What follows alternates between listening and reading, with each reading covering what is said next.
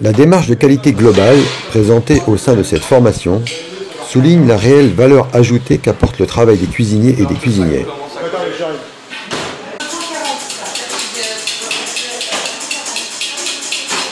Grâce à des techniques adaptées, pour en faire des plats simples, mais goûteux, digestes et pas coûteux, ils apportent aux convives une nourriture saine.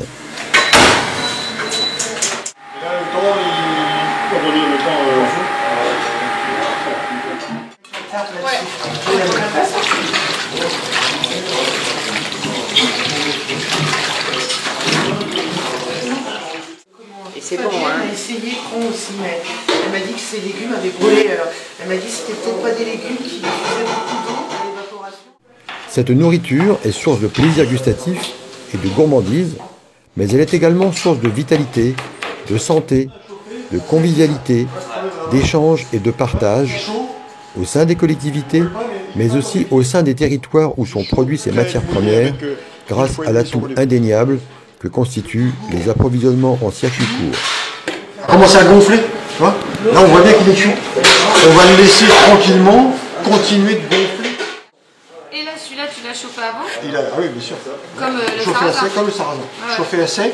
Et la semoule aussi il faut faire aussi. Non, la semoule ça s'imbibe tout seul. Une crème au chocolat. Et après, avant, on fait un sauté d'agneau. Tout est préparé à l'avance.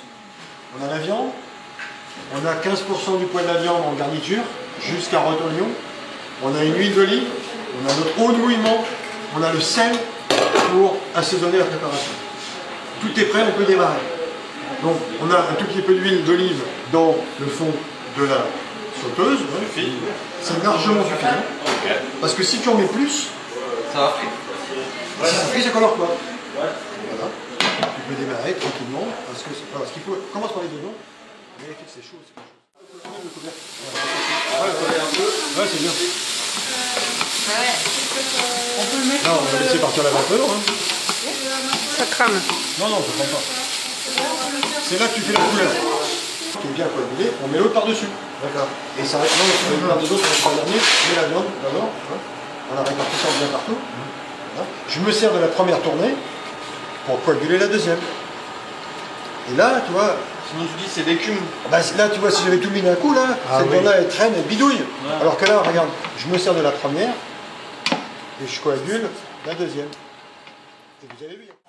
Maintenant, on va typer sa champignon, mais des jolis champignons bio qui coûtent cher, qui coûtent le prix que ça mérite, pour rémunérer convenablement les producteurs qui vivent de leur travail décemment.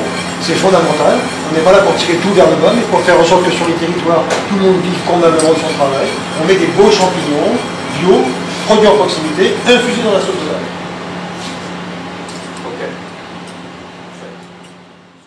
Julie disait comment est-ce qu'elle fouettait Cléopâtre ses esclaves?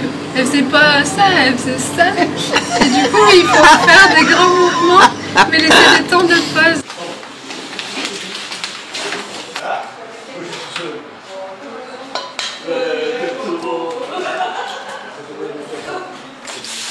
Le premier jour de cette formation a permis de poser le cadre général de la démarche, à savoir cuisiner pour nourrir chaque jour les convives sur leur lieu de vie. Cette première journée avait aussi pour objectif de définir les techniques de cuisine dites évolutives, qui visent à faire évoluer les pratiques de cuisine classique pour mieux les adapter aux contraintes de la restauration collective. De fortes contraintes d'hygiène, de fortes contraintes de gestion. La deuxième journée a posé les bases de la cuisine dite alternative, qui a pour objectif de mieux valoriser les produits végétaux et de proposer des plats nouveaux avec souvent moins de produits carnés. La troisième journée faisait la synthèse des 2 journées précédentes.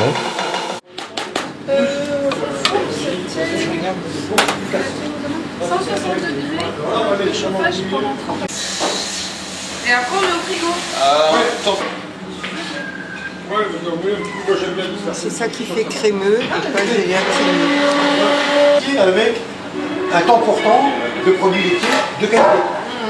Fromage blanc, pour faire un dessert nutritionnellement intéressant. Moi, mon but, je nourris les gens, tout ce que je fais à l'intérêt nutritionnel. Sinon, je ne fais pas.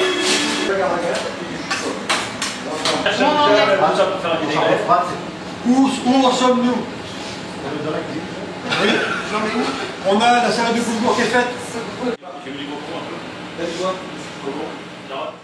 Et nous devons servir à nos convives des aliments goûteux, gourmands, digestes, abondants, accessibles. C'est notre mission. Parce qu'on a préparé ce petit buffet ce matin.